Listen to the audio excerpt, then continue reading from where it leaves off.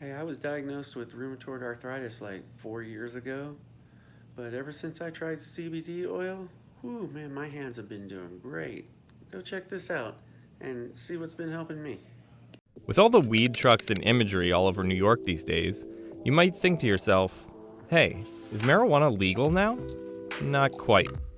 What these companies are selling is actually something called CBD. It's found in everything from lollipops to lattes, and business is booming.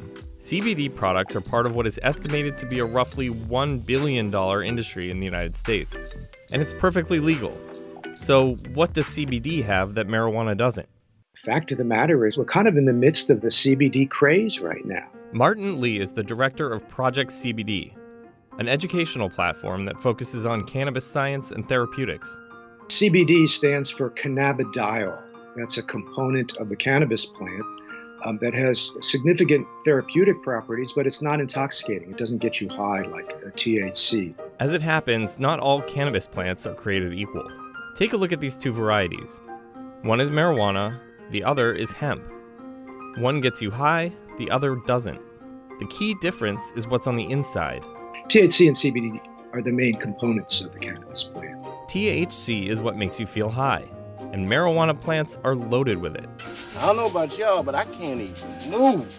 Hemp, on the other hand, has hardly any THC at all. But what it lacks in THC, it makes up for with higher amounts of CBD. Now, CBD won't get you high, but it does have a redeeming quality. It's legal. And at least according to the marketing, it has a relaxing effect. So since this stuff is all the rage, let's see how it's made. So once you have a cannabis plant, one simple way to make extract can be done in your own kitchen. As simple as using olive oil or butter and heating the trim from the plant or a little bit of the green material from the plant. Obviously, that's not very useful for mass industrial production to be cooking up something in your kitchen with butter and cannabis. But the more common way involves a specialized, complex machine. One very widespread way is using what's called a supercritical CO2 extraction. It's ground up to have the texture initially like a coffee grind. And it's poured into vessels, literally, of a supercritical CO2 machine. It will stay in that machine for upwards to 24 hours under different pressures and temperatures at different times of the extraction process. And ultimately, you'll end up with a thick golden oil that's very waxy in texture. You can also extract it using ethanol and hydrocarbons.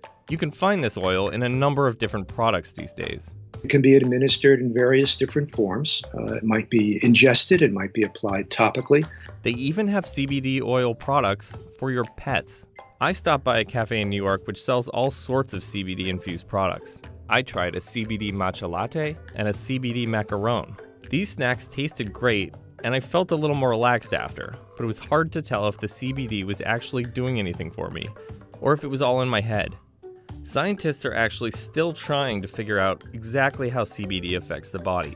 So there really is a scientific basis for understanding why CBD can work, but we're still really a long way of mastering the hows. Still, CBD may have more benefits than just a relaxing afternoon. Some initial studies have shown that CBD can help with a number of different medical conditions. In fact, in June 2018, the FDA approved the first CBD drug, Epidiolex, which is used to treat epilepsy.